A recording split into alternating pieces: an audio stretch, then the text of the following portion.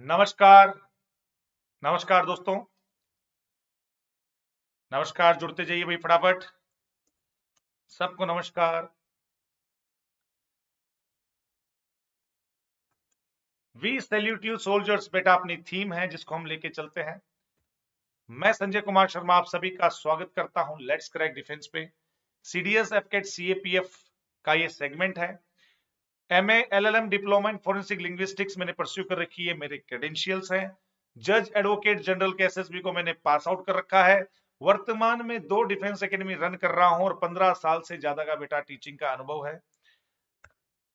बात करते हैं सब्सक्रिप्शन की बेटा, तो सब्सक्रिप्शन आप ले सकते हैं और सब्सक्रिप्शन लेने के लिए 1 मिनट।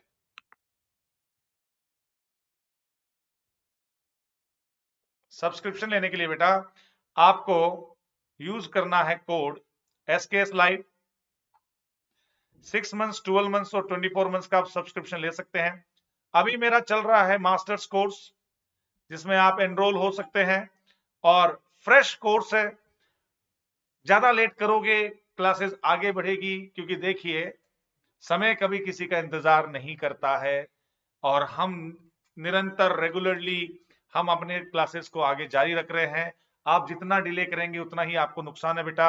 आप ले सकते हैं 6 महीने, 12 महीने, 24 महीने का कोर्स मेरा कोड यूज करके SKS लाइव। ध्यान रखना SKS लाइव कोड है जिसका उपयोग करने पे आपको मिलेंगे बहुत सारे बेनिफिट। सबसे पहला बेनिफिट तो ये मिलेगा कि आपको 10% इंस्टेंट डिस्काउंट। उसके अलावा बेनिफिट्स की एक लंबी लिस्ट है, वो आप मुझसे कांटेक्ट कर सकते हैं, मुझसे आप जान सकते हैं, मेरे ग्रुप से जुड़ सकते हैं। उसके बाद में आपको पता चलेगा कि सर कितने बेनिफिट्स आपको मुहैया करवाते हैं। बट ये कोड लगाने पे आपको ये सब चीजें फैसिलिटी आपको मिलेगी, चाहे नोट्स मिले चाहे जीएस के मिले। क्योंकि मेरी जैसे कोचिंग चलती है, मेरे पास टीचर्स आते हैं और मैं उन सबका जो नोट्स वगैरह है वो मैं ग्रुप में सर्कुलेट करता हूं, तो आप उसको बहुत ज्यादा आप उसमें फायदा ले सकते हैं। तो 6 महीने, 12 महीने और 24 महीने का ये कोर्स है, आप ले और आगे बढ़े। आज का अपना टॉपिक रहेगा मिक्स क्वेश्चंस। बहुत अच्छे से हम डिस्कस करेंगे मिक्स क्वेश्चन के फायदे क्या होते हैं बेटा। मिक्स क्वेश्चंस में हम क्या करेंगे, हर प्रकार के प्रश्नों को डिस्कस करेंगे। बेसिक हो, चाहे वो नाउन का बेसिक हो, चाहे वो प्रोनाउन का हो, चाहे सब्जेक्ट वर्ब एग्रीमेंट का हो, चाहे वो आर्टिकल का हो, चाहे वो नरेशन का हो, चाहे वो मॉडरेट हो, चाहे वो टिपिकल क्वेश्चन हो। वैसे टिपिकल और मॉडरेट कुछ नहीं होता है, सारे क्वेश्चन बेसिक ही होते हैं। आने पे सब आसान है, नहीं आने पे सब महाभारत है। तो बेटा चलिए क्लास की शुरुआत करते हैं, लेट्स बिगिन।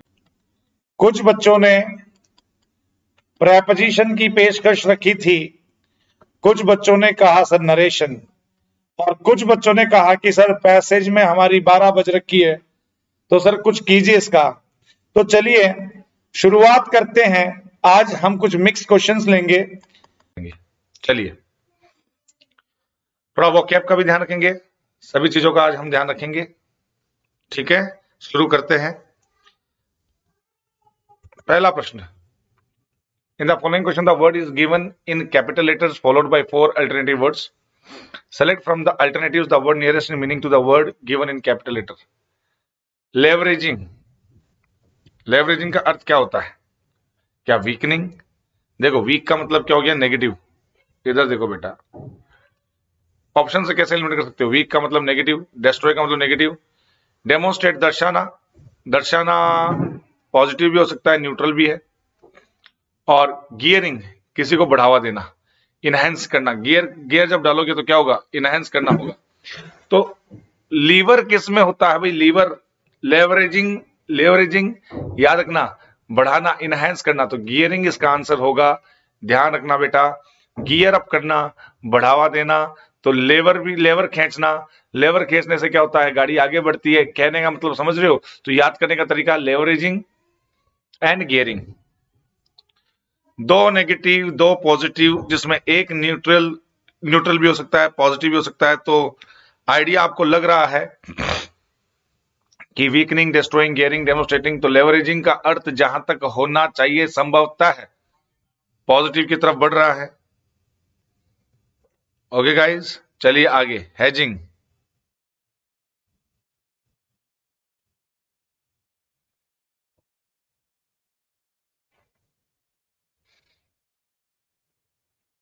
बताइए। अब चाहे लेवरेजिंग हो चाहे हेजिंग हो, दोनों एक जैसे यार दे रहे हैं। मतलब किसी चीज को आगे बढ़ाने के लिए लेवर का उपयोग करके हम उसको आगे बढ़ाते हैं। उसको आगे बढ़ाना मतलब उसको गति देना। तो गियर डालने पर भी गाड़ी आगे बढ़ती है, गियरिंग में भी क्या होता है, गाड़ी आगे बढ़ती है। तो वैसे हेजिंग भी क्या होता है, मैक्सिमाइजिंग,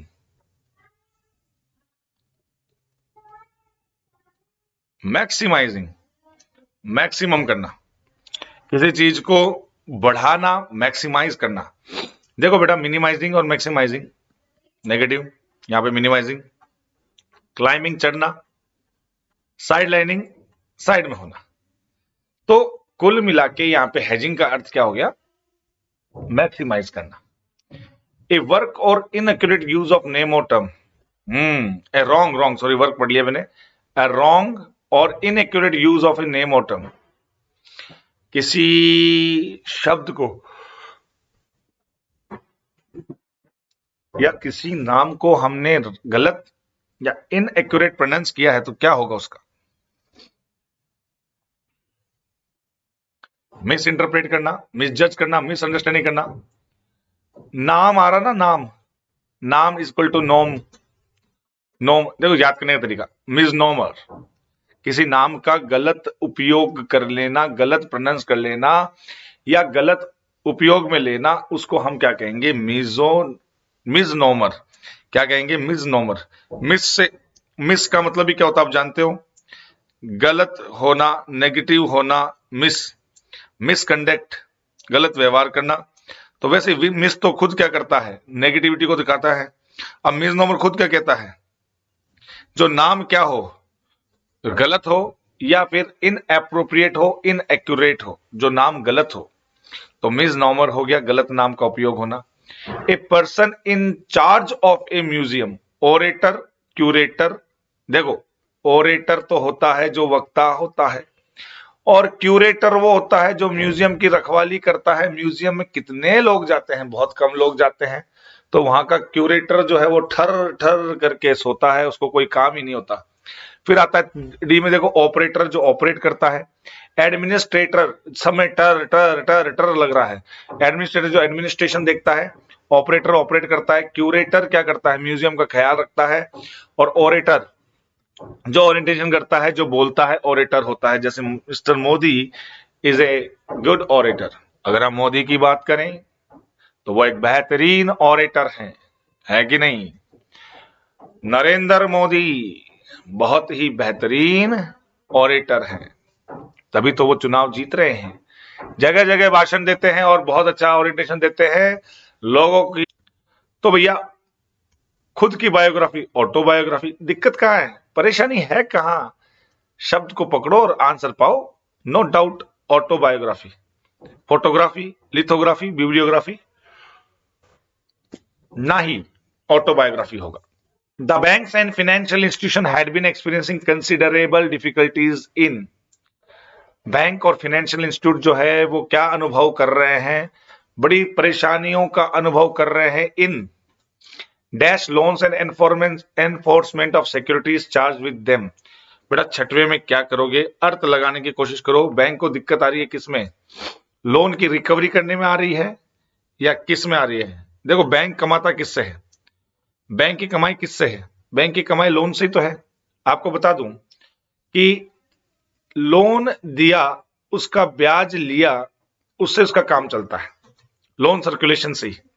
ठीक है, अगर मार्केट में दिए हुए लोन क्या हो जाते हैं, एनपीए हो जाते हैं, नॉन परफॉर्मिंग एसेट्स हो जाते हैं, या लोग चुका नहीं पाते हैं, तो बैंक को जरूर घाटा होता है। हालांकि बैंक उसके विरुद्ध क्या रहता है, सिक्योरिटीज लेता है, लेकिन कुछ एक ऐसे लोन होते हैं जैसे पर्सनल लोन जिसमें कोई सिक्योरिटी नहीं लेता। आपको पता होना चाहिए कि बेटा जब आर्थिक मंदी आई थी अमेरिका में, ज्यादा अमेरिका में, पूरे विश्व में आई थी, लेकिन अमेरिका में ज्यादा इफेक्ट क्यों हुआ, क्योंकि वहां पे लोन लेना बड़ा आसान काम है। भारत में लोन लेना इतना आसान नहीं है, लेकिन धीरे धीरे इसमें भी आसानी बढ़ती गई है और कुछ लोग इसका गलत फायदा उठा के फुर हो गए। इससे मैं आपको कुछ वर्ड सिखाना चाह रहा था कि एक तो जो विजय माल्या है और एक वो नीरव मोदी जो भगे यहां से, तो क्या कहेंगे भगोड़ों को? कोई बताएगा? जो व्यक्ति भग गया, भगोड़ा। चलो भगोड़ा क्यों है वो, सबसे पहले तो ये जानो। बैंक करप्ट हो गए, वो बैंक में रपट गए, बैंक करप्ट हो गए, इंसॉल्वेंट हो गए।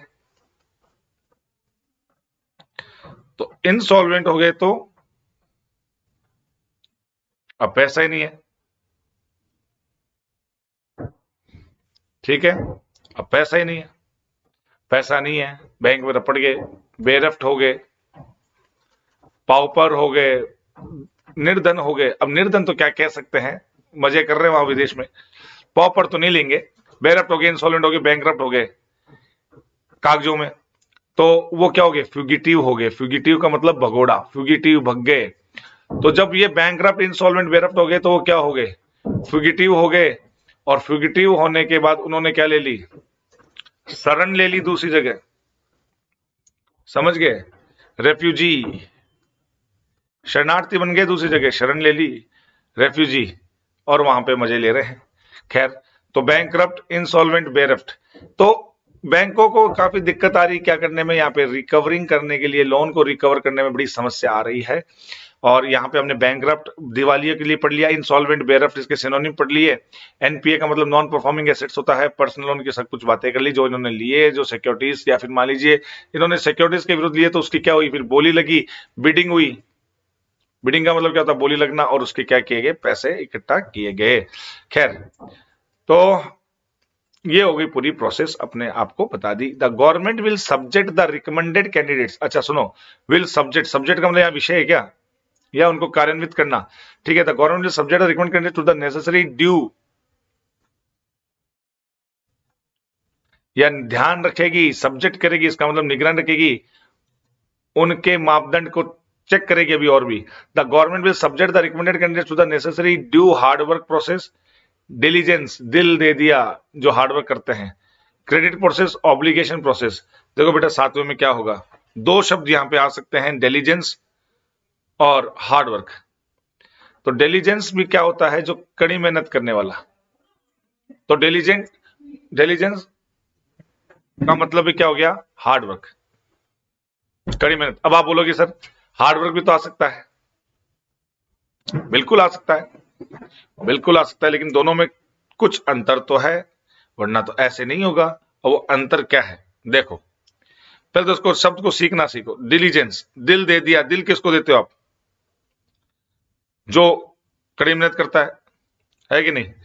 अब अगर मैं कहूं हार्डवर्क तो होता है मेहनत, और अगर मैं हिंदी में कह दूं कि डिलीजेंस होता है लगन, कार्य में मन लगा के काम करे। दिल किसको देते हैं, जो मन लगा के काम करे। तो मेहनत करना और मन लगा के काम करने में अंतर तो होता है बेटा, लगन के साथ।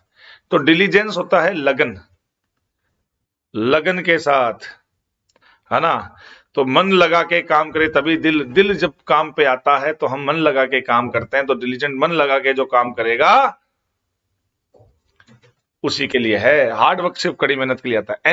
NPCI was started by the RBI with a mandate to develop an Indian payments swift to drive financial क्या बेटा, आठवां प्रश्न, financial conclusion, incision, incentive, investment, inclusion. बताओ क्या होगा इसमें, थोड़ा सा दिमाग लगाओ और हमें उत्तर बताओ।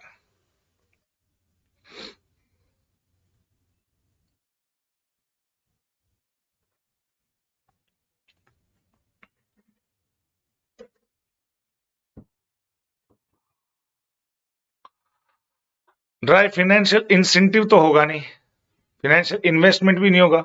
अब यहां पे इसकी स्थापना इसलिए की गई है कि ताकि वो क्या कर सके, सबको समावेशित कर सके, फाइनेंशियल इंक्लूजन कर सके सब में, ठीक है, इन द कंट्री। एनपीसीआई की स्थापना इसलिए की गई ताकि वो फाइनेंशियल इंक्लूजन कर सके। उसका ऑब्जेक्टिव, सभी ऑब्जेक्टिव्स में से एक सबसे बेहतरीन ऑब्जेक्टिव यही है, ठीक है। ठीक है, आगे चलते हैं। इंक्लूजन मतलब होता है सबको शामिल करना। अरे भाई थोड़ा थोड़ा दिमाग लगाओ, इंक्लूड से बन गया इंक्लूजन, बस समाहित करना सबको। और एक्सक्लूड से बन गया क्या, एक्सक्लूजन, हटा देना। खैर, तो चलिए, bankers estimate about A third of these bonds could potentially be turned into derivatives helping to further। अब यंग प्रोडक्ट को क्या करेंगे, ये ब्रोच करेंगे या अप्रोच करेंगे या इंट्रोड्यूस करेंगे या बूस्ट करेंगे। Boost is the secret of my energy, बोलते हैं ना, बूस्ट बढ़ावा देना। तो बेटा लगभग मैंने आपको आंसर बता दिया है कि बूस्ट करेंगे तभी तो ये क्या होगा, यंग प्रोडक्ट को क्या करेंगे, बढ़ावा देंगे। बूस्ट, बूस्ट का मतलब होता है सहारा देना एक तरह से, ठीक है।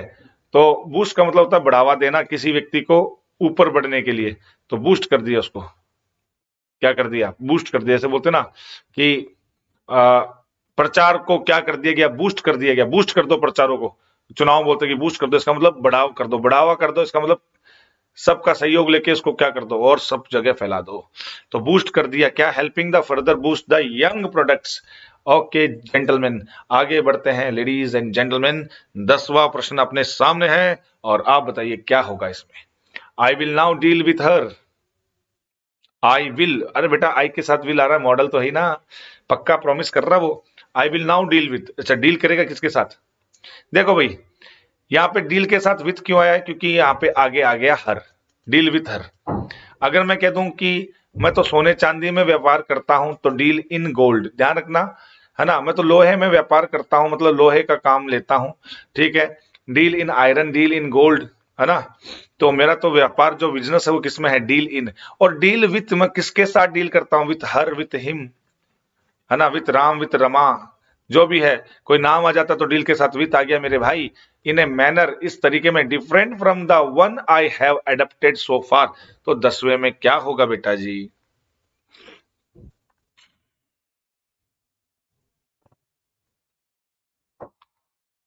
थोड़ा थोड़ा थोड़ा थोड़ा समझिए इसको।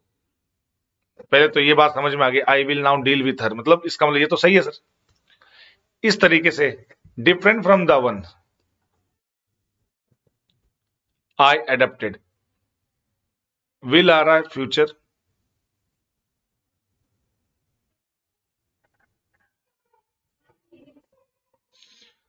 The one, the two, the three, the four, क्या यहां पे द वन आएगा, देखते हैं।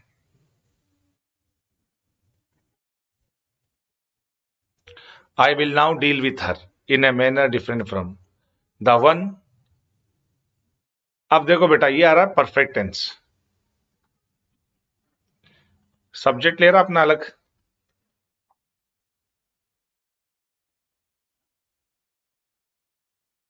और सो फार पहले की बात चल रही है। तो यहां पे क्यों ना इस हैव को हटा दिया जाए। और एक ये प्रश्न भी आ रहा है कि वन के साथ दा लगेगा। द वन यहां पे इंडेफिनेट के लिए भी आ सकता है, द वन किसी चीज को लेके, indefinite the one, in a manner different from the one, किसी बात को लेकर the one I have adopted so far. तो आपके सामने दो चीजें रखी मैंने। पहली बात तो ये कि यहां पे कौन सी चीज होगी, क्या दावन हटेगा। अब ये दावन क्या है, संख्यात्मक है भाई, न्यूमेरिकल एडजेक्टिव है या क्या है ये,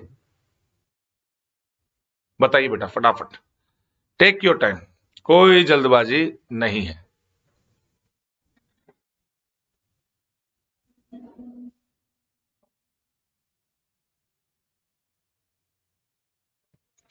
पीछे से अब तक लेके चल रहा है,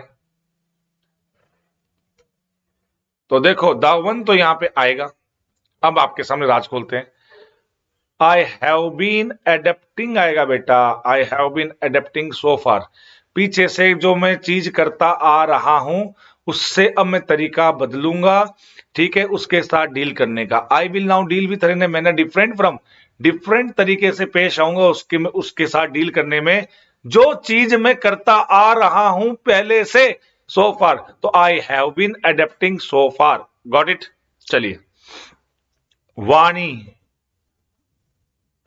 वानी seated in the visitors gallery glanced के साथ एट आता है, बिल्कुल सही है। Her watch for the 5th time in the past 10 minutes. बताइए भैया क्या होगा इसमें? 11वें में लोचा तो आपको दिख रहा होगा,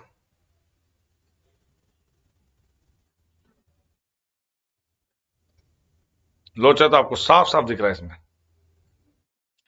लेकिन इसका मुझे क्लैरिफिकेशन चाहिए।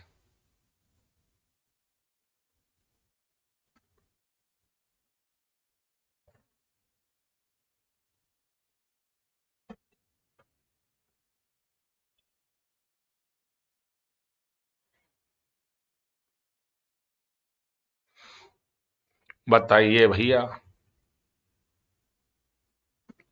थोड़ा दिमाग लगाओ।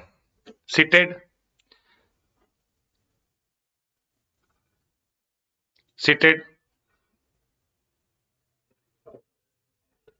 फिर विजिटर्स में एपोस्ट्रोफी, फिर ग्लांस के साथ क्या एट आएगा, फिर फॉर द 5th टाइम, फिर इनका प्रयोग सही है क्या? इन द पास्ट 5 मिनट्स, 5 मिनट के अंदर। थोड़ा सा दिमाग लगाओ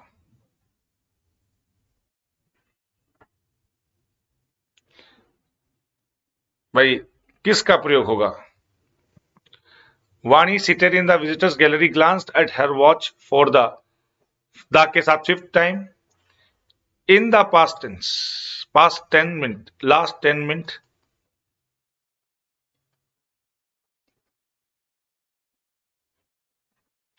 या तो सिंस लास्ट 10 मिनट्स, या दा लगाते हो तो फॉर द पास्ट 10 मिनट्स। यहां पे आंसर फॉर से आएगा, for the past 10 minutes. Okay, तो यहां पे सिंस और फॉर का प्रयोग होगा, इनका तो नहीं होगा सर। ठीक है, the boy who will score, आराम से तसल्ली से करना, सोच समझ के।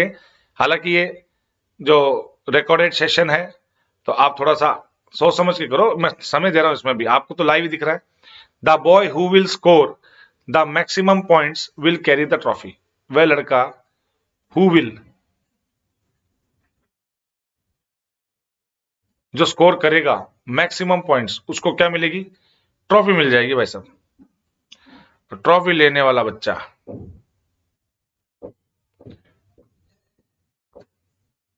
वह लड़का जो स्कोर करेगा। एक शर्त नहीं दिख रही क्या आपको यहां पे कुछ, कि भाई वह लड़का जो स्कोर करेगा मैक्सिमम उसको ट्रॉफी मिलेगी? जब भी शर्त सी बात आती है तो यहां पे प्रेजेंट ले लो ना, the boy who scores the maximum points will carry the trophy, बस बात खत्म। कंडीशनल टाइप दिख जाता ना कहीं भी आपको, कि भाई कहीं भी कंडीशन आ रही है तो ध्यान रखना, कंडीशन में प्रेजेंट का रोल नहीं रहता है। मतलब अब चाहे वो कंडीशनल वाक्य की पहचान रखे या ना रखे, अर्थ कंडीशन जैसा आना चाहिए कि वह लड़का जो स्कोर करेगा। तो यहां पे शर्त आई कि नहीं आई बताओ? स्कोर करेगा तो उसको ये मिलेगी, तो जो है लड़का जो स्कोर करता है maximum points will carry the trophy. तो जहां भी कंडीशनल का आशय आता है वहां पे फ्यूचर का प्रयोग नहीं होता है उस संदर्भ में। हाँ, आगे वाले मेन क्लॉज में आ सकती है, तो उसमें कोई दुविधा नहीं है। तो बेटा ये 12 तक समझ में आ गया होगा आपको, घंटी नहीं बजी दिमाग में, बढ़िया है। 13वां प्रश्न क्या है? फ़ारेनहाइट की स्पेलिंग सही बतानी, तो इसमें दिमाग लगाने की जरूरत है नहीं, मैं आपको सीधा सीधा बता देता हूं। यहां पे आंसर हो गया बी, फ़ारेनहाइट। अब कई लोग हाइट की स्पेलिंग लिखते हैं HIGST, तो वो मत लिख देना, ठीक है? फ़ारेनहाइट। तो 13वें में हो गया बेटा आपका बी। फिर चलते हैं 14th, the main point of her speech was well understood. The main point that she spoke,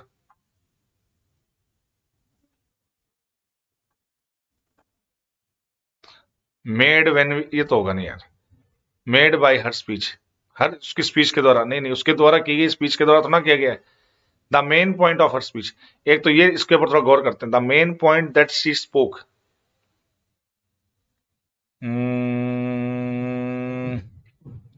जो उसने बोला, भाई या तो ए या डी, इन दो में से एक है। ये तो खारिज हो गया, made when she spoke, made वाला स्पीच के द्वारा तो ना किया गया, उसके द्वारा किया गया, तो भाई स्पीच तो नहीं आएगा। तो यहां पे आंसर हम करें तो द मेन पॉइंट, इसमें गलती क्या है पहले तो ये देखने दो। अगर इसको हम गलत भी ठहराएं तो क्या करें, the main point of her speech was well understood. उसकी जो स्पीच की थी मेन पॉइंट वो वाज तो यहाँ से दर्शाया जा रहा है पास्ट को, यहाँ इनसे तो कोई लेना देना ही नहीं है, स्पोक स्पार्क करने की जरूरत है नहीं, तो स्पोक करने की जरूरत नहीं, तो यहाँ पे भी नहीं करेंगे, बात खत्म, ये सही है भाई, नो इंप्रूवमेंट। यहाँ पे आंसर क्या हो गया, D, no improvement. The main point of her speech was well understood, बस बात खत्म। Potatoes are dead cheap these days. हाँ, ये क्या होता है, सस्ते हैं बहुत ज्यादा, इतना चीप जितने की मिट्टी, तो बस ठीक है। डेड चीप ये इडियोमेटिक एक्सप्रेशन है, इसलिए बी आंसर होगा। ज्यादा दिमाग लगाने की आवश्यकता नहीं, आता है तो आप कर दोगे, नहीं आता है तो आप बैठे रहोगे। डेड चीप का मतलब होता है बहुत ही सस्ता, मिट्टी के भाव। तो 15 में क्या हो गया, B. It's time, it's time बेटा, इट्स टाइम जब आ जाता है तो पास्ट का प्रभाव आता है, तो यहां पे क्या आ गया, ये तो फिक्स है ना, इट्स टाइम आने पे बैटरी लो, रिचार्ज करना, एक मिनट बेटा, वेट वेट वेट वेट, थोड़ा बैटरी का लफड़ा आ गया, एक मिनट को। हाँ चलिए, इट्स टाइम आने पे पास्ट टेंस आता है।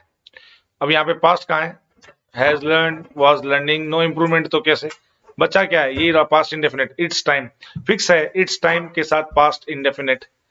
Is this clear? चलिए 16 हो गए। Is there any place for her to sit, क्या यहाँ पे कोई स्थान है बैठने के लिए, तो प्लेस कोई स्पेस करो ना, स्पेस, उसको बैठने के लिए कोई स्पेस है, कोई जगह है, ठीक है, तो यहां पे आ गया space. If you come across my book anywhere bring it to me, if you come across, अगर तुम आते हो मेरी बुक पे कहीं पे भी, bring it to me, can you. अब देखो यहां पे क्या फ्यूचर आ रहा है, देखो देखिए फ्यूचर आ रहा है, if you come across my book anywhere bring it to me, अगर तुम्हें कोई किताब मिलती है, इफ यू, इफ के साथ तो प्रेजेंट आ गया, और जब प्रेजेंट आता है इफ के साथ तो, और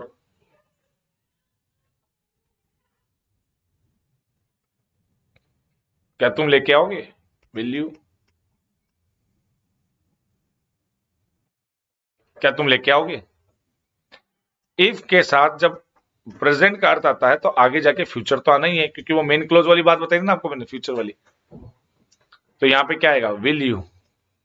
चलिए आगे बेटा, आज के आखिरी दो प्रश्न, आज के आखिरी दो प्रश्न।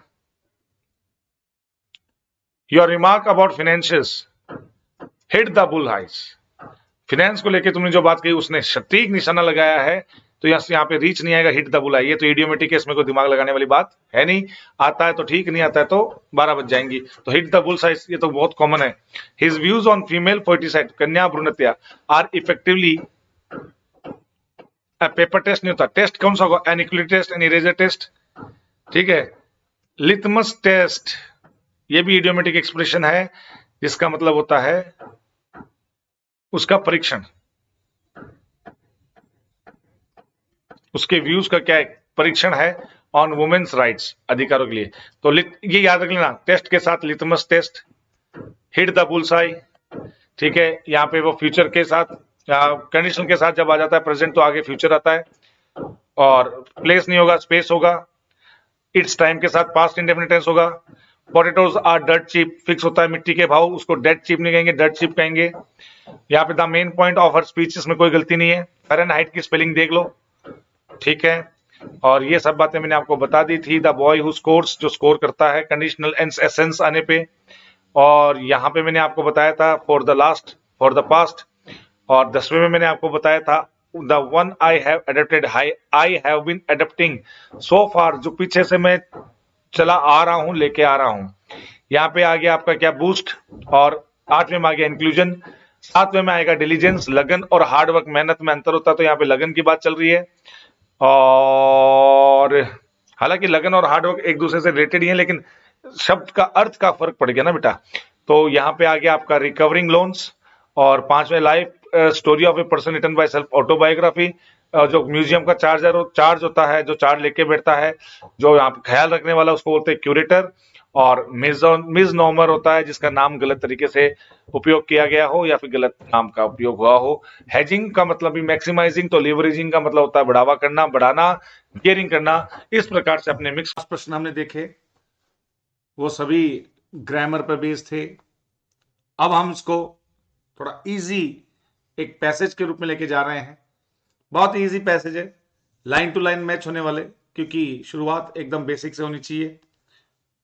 तो देखते हैं क्या है इसके अंदर।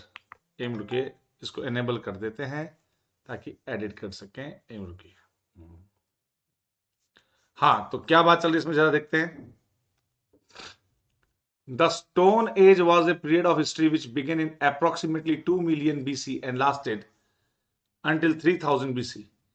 Its name was derived from the stone tools and weapons that modern scientists discovered. This period was divided into the Paleolithic, Mesolithic, and Neolithic ages. During the first period, 2 million to 8000 BC, the first hatchet and the use of fire for heating and cooking were developed.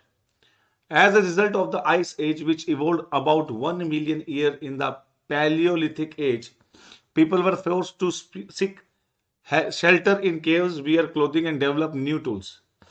During the Mesolithic age, 8000 to 6000 BC, people made crude pottery and the first fish hooks, took dogs for hunting, and developed a bow and arrow, which was used until the 14th century AD. The Neolithic age 6000 to 3000 BC saw humankind domesticating ships, goats, pigs, and cattle, becoming less nomadic. Nomadic का मतलब क्या होता है? जो भ्रमण करते हैं बेटा। नॉमेडिक का मतलब होता है जो भ्रमण करें, भ्रमण करने वाले, घुमक्कड़, घूमते फिरते, वैंडरर, ठीक है। Then in the previous ages establishing permanent settlements and creating governments. पहला प्रश्न आपके सामने, लगाओ दिमाग।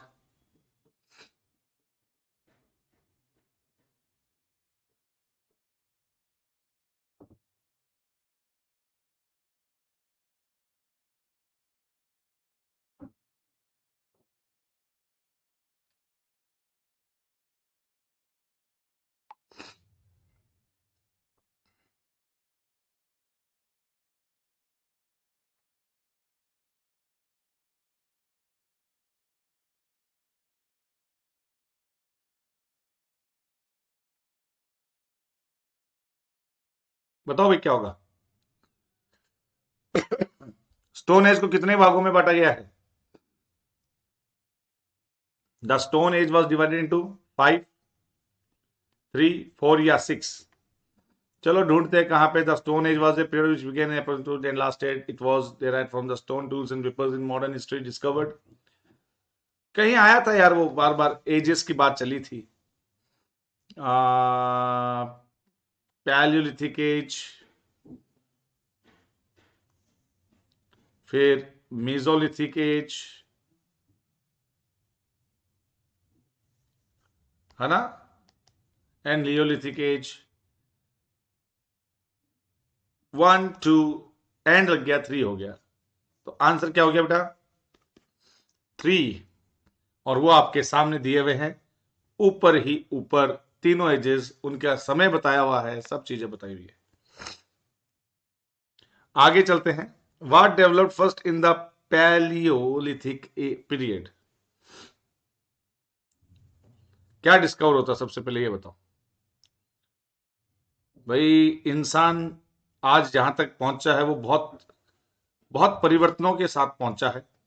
आज जो हम यूज करते हैं टेक्नोलॉजी का, और जब इंसान की उत्पत्ति हुई थी उसमें और आज के जो दौर चल रहा है उसमें दिन रात का अंतर है।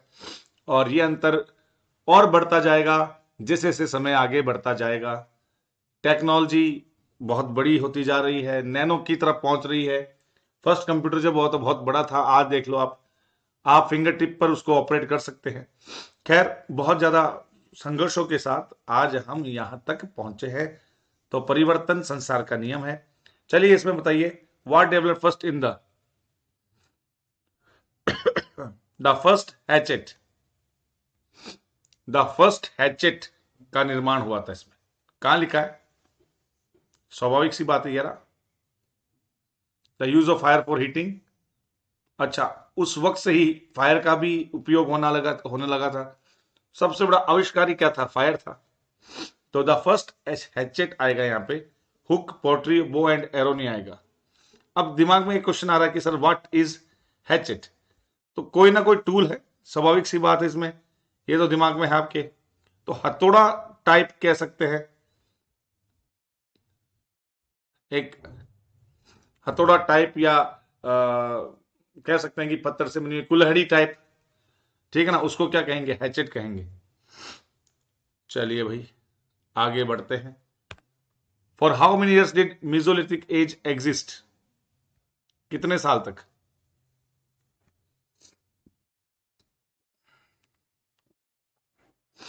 है कहां ये?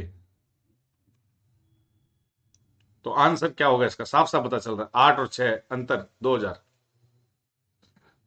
2000 साल, बड़ी लंबा टाइम बीता भाई, बड़ा लंबा समय बीता है। People made crude pottery and the first fish hooks, took dogs for hunting and developed a bow and arrow which was used until the 14th century AD। और आज भी डॉग्स को हंटिंग के लिए यूज तो किया जाता है।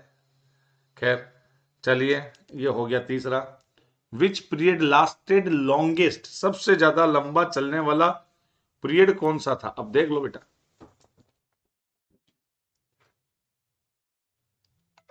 अगर हम बात करें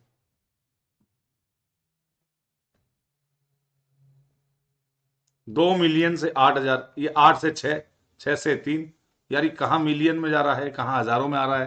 तो स्वाभाविक सी बात है, ये एज सबसे ज्यादा लंबी चली थी, ये सबसे लॉन्गेस्ट पीरियड था। When did people create governments?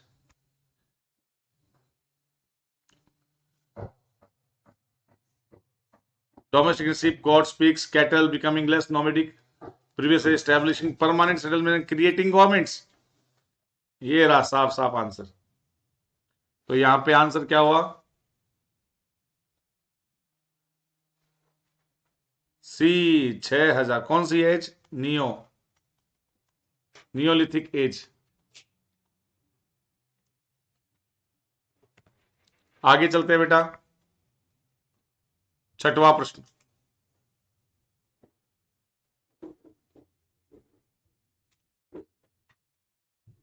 छठवां प्रश्न बताइएगा क्या आएगा इसमें। जहां 50% आ गया बेटा,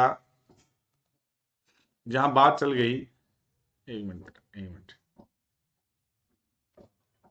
50 व्यक्तियों की बात चल गई तो उसको गिना जा सकता है, ये काउंटेबल है। और लेस का प्रयोग अनकाउंटेबल के लिए आता है, तो ये तो बड़ी नाइंसाफी है। अब काउंटेबल है तो काउंटेबल, सब काउंटेबल चीज आनी चाहिए ना, तो फीवर आएगा। देन है तो फीवर का प्रयोग आएगा, कंपटीशन हो रहा है ना। There were fewer than 50% present in the room, कम से कम 50 से भी कम, तो फीवर का प्रयोग हो गया। चलिए आगे। It is A worth watching documentary, देखने योग्य है। It is A worth watching documentary and you must not miss it.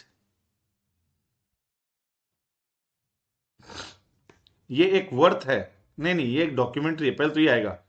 यह एक डॉक्यूमेंट्री है, क्योंकि एक के साथ नाउन क्वालिफाई होगा ना। कैसी है ये? वर्थ वॉचिंग है, अच्छा देखने योग्य। तो it is a documentary worth watching and you must not miss it. The meeting was postponed because only a few number of persons were present there. 8वां।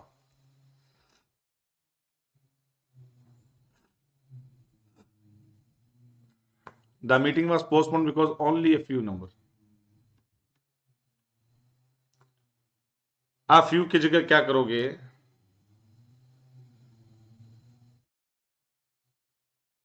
Small number.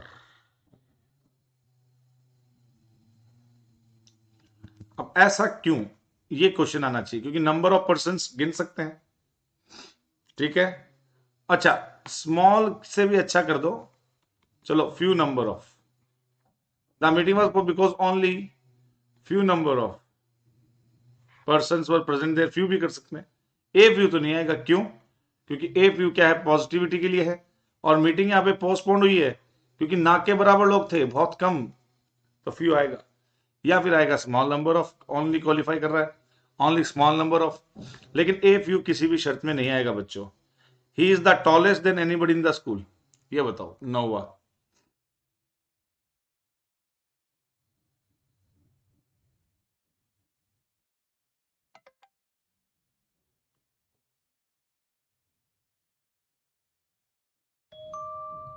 Anybody, he is the tallest of all, क्योंकि tallest superlative degree आ रहा है। अच्छा चलो यहां पे taller भी कर दें, ही इज टॉलर, चलो टॉलर भी करें तो एनीबडी तो आएगा नहीं, एनीबडी एल्स आएगा फिर, he is taller than anybody. तो ऐसा है कि ये भी सही करें फिर ये भी सही करें, इसमें भी एरर माने इसमें भी माने, इससे अच्छा काम एक करो कि टॉलेस्ट को तो रहने दो, ओके, इसी में सुधार कर दो, वरना ए में भी करना पड़ेगा बी में भी करना पड़ेगा और आंसर तो एक ही होगा। तो क्या करें भैया, ऑफ ऑल कर दो, बात खत्म, एनीबडी नहीं आएगा। He is the tallest of all in the school, बात खत्म, पैसा हजम। चलिए 10वां प्रश्न। I have come to know that his father has died 3 days ago, 3 दिन पहले, एगो, एगो पास इंडेफिनेट को, बस मुझे तो एगो दिखते ही ये दिमाग में आ जाना चाहिए कि एगो आते ही पास्ट इंडेफिनेट टेंस आएगा।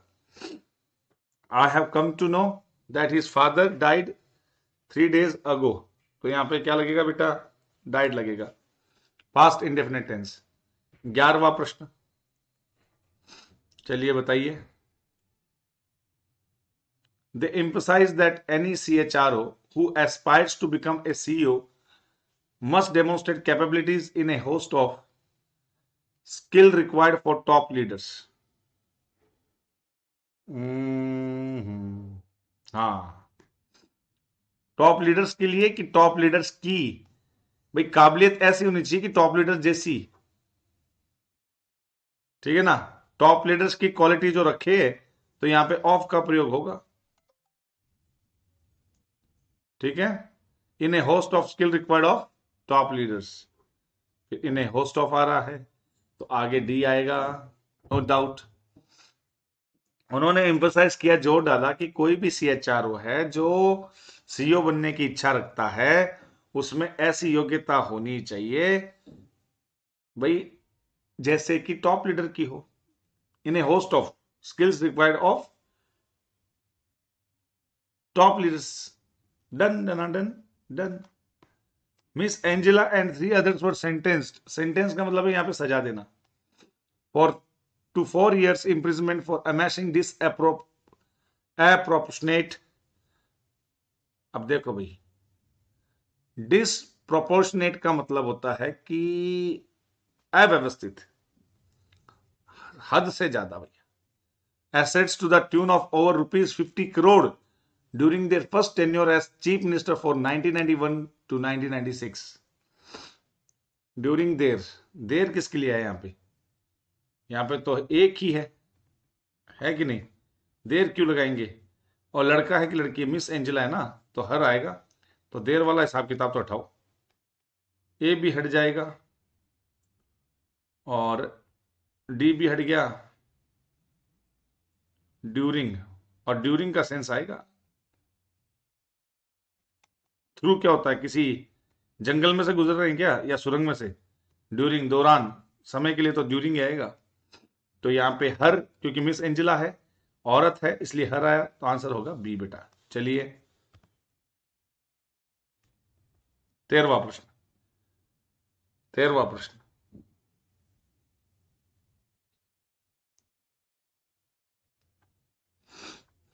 My grandmother was delighted to know that I will be visiting her during the summer holiday and said she will look forward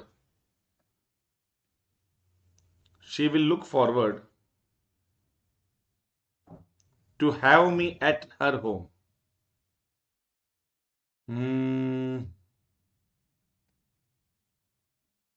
उनको बहुत जानकर खुशी हुई कि आई विल बी विजिटिंग, तो will be follows the will be, तो will be तो आएगा।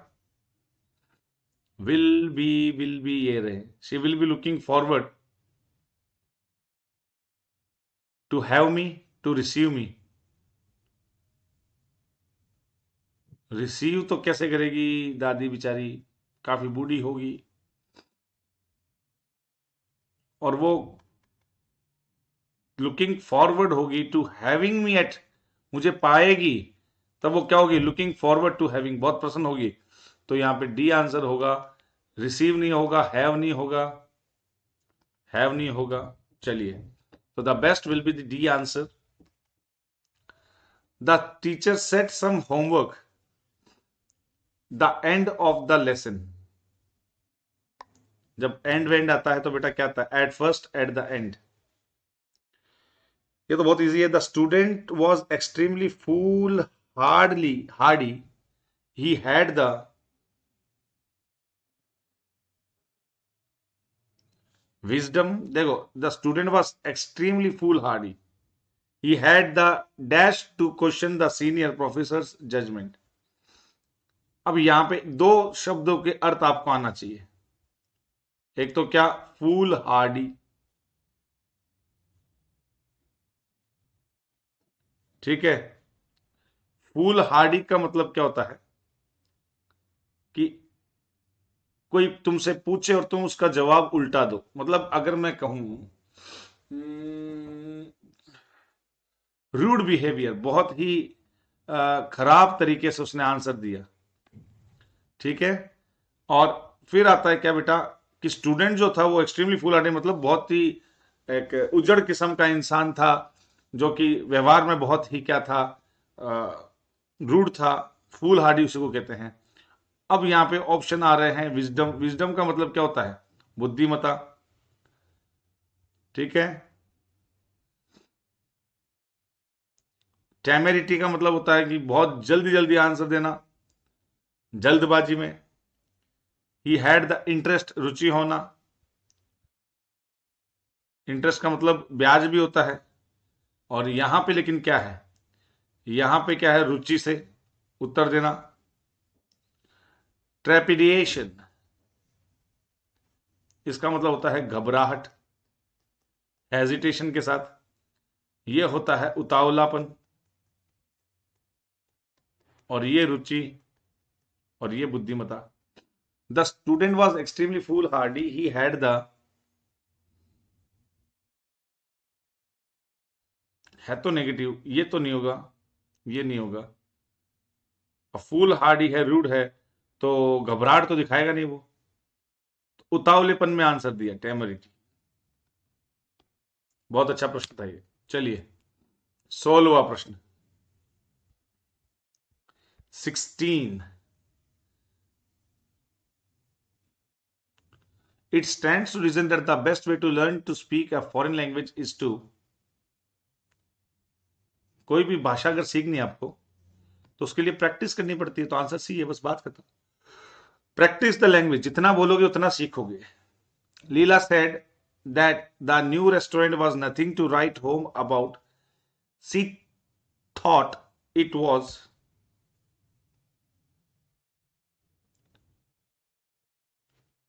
was nothing to write home about. अब जहां nothing to write home about की बात आ रही है, तो वहां पे एक्सीलेंट तो होने से रहा, टेरिबल भी नहीं, एवरेज बात कही उसने, न्यूट्रल बात की है, just average. You could be past है, you could be in a vicious, बुरी संगत में हो। If the solution to one problem becomes the,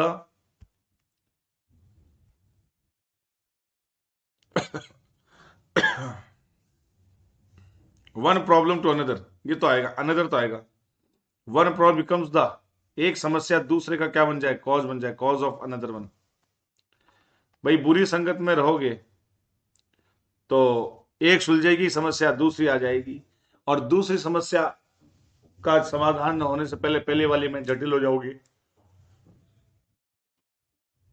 तो यहां पे you could be in a vicious circle if the solution to one problem becomes the cause of another one.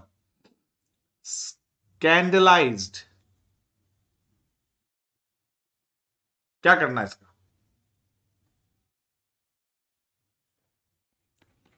Synonym, तो shocked हो गया, शॉक्ड, एकदम से स्तब्ध होना। वेनिरेट, वेनिरेट, देखो उसका तो स्पष्ट पता चल गया आपको शॉक से। शॉक का मतलब क्या हो गया? झटका लगना एकदम से। अब ये वेनिरेट क्या है?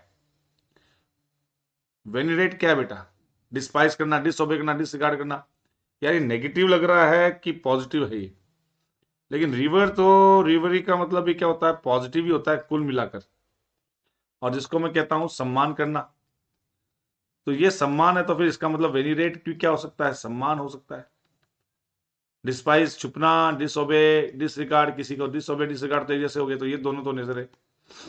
चलिए भाई, तो इसका आंसर हो गया डी, जिसका अर्थ होता है सम्मान।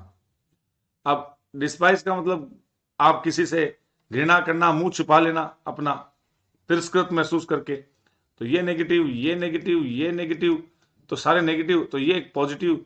तो पॉजिटिव का सिनोनिम क्या हो गया? पॉजिटिव। बात यहां पे ही खत्म हो गई। चलिए अब बताइए, ऑपोजिट बताना है आपको। ऑपोजिट बताओगे 21वें नंबर का, एक्सक्यूजाइड। इसका मतलब होता है बेटा, अब उल्टा बताना है, ये नहीं कि आप हां कंफ्यूज हो जाओ, उल्टा बताना है। अब अगर मैं कहूं कि एक्सक्यूजाइड का मतलब परिपक्व, मैच्योर, ब्यूटीफाई, सुंदर, तो क्रूड का मतलब क्या हो गया? कच्चा। तो यहां पे आंसर क्या हो गया? क्रूड। 22वां फिजिबल। फिजिबल का मतलब आराम से होने योग्य, पॉसिबल। पॉसिबल का उल्टा इम्पॉसिबल। चलिए बच्चों, I hope that you have enjoyed the session. यहां तक की ये सारी बातें आपने सीखी, जानी, गेटिंग। और बाकी जो प्रश्न हैं, चलो ये भी कर ही लेते हैं, थोड़ा समय हमारे पास बचा है। One who pretends to be what he is not. 23वां प्रश्न, मतलब हाइपोक्रेसी की सीमा होती है, झूठ बोलने की सीमा होती है, नाटक करने वाला, प्रिटेंड करने वाला, बहाना करने वाला, झूठ पाखंड करने वाला हाइपोक्राइट। पेसिमिस्ट होता है निराशावादी, ऑप्टिमिस्ट होता है आशावादी, इनफेलिबल जो कभी हार ना माने। स्किल से कमजोर, lack of skill. Apt, apt का मतलब होता है बुद्धिमता, और जो इनएप्ट होता है जिसमें बुद्धि नहीं होती, ineptness, lack of skill. Place given to soldiers to live in, सिपाहियों को रहने की जगह देना। बैरक्स, बैरक्स में सिपाही रहते हैं, है ना, बैरक्स में सिपाही रहते हैं। चलिए back to the drawing board, idiom phrases है। जब बैक हो गए इसका मतलब फिर से शुरुआत करनी पड़ेगी। तो starting all over again after failed attempt, going to the meeting using drawing board, ये तो होगा नहीं। Achieving a solution to the problem on drawing board, ना ना ना, ड्राइंग बोर्ड का तो अर्थ यहां पे आएगा ही नहीं। बचा क्या? Going to meeting room, meeting room नहीं, फिर से शुरुआत करना, यही आंसर होगा। Once in a blue moon, कभी कभार, विच हैपन वेरी लेटली, कभी कभार। ईद का चांद, मेरे चांद, ईद के चांद। कट टू द चेस, आज का आखिरी प्रश्न। To get to the point without wasting time. Cut to cut बात कम करो भैया, कट टू द चेस, बस पीछे को यहीं पे पीछा करना छोड़ो, बस सीधी सी बात यहां पे आओ, गोल मलोल बातें मत करो। To get to the point without wasting time, बिना टाइम वेस्ट किए सीधे सीधे पॉइंट पर आओ। चलिए बच्चों, धन्यवाद आपका, बड़ा बड़ा धन्यवाद। आपने ये सेशन लिया, ये सारे प्रश्न देखे।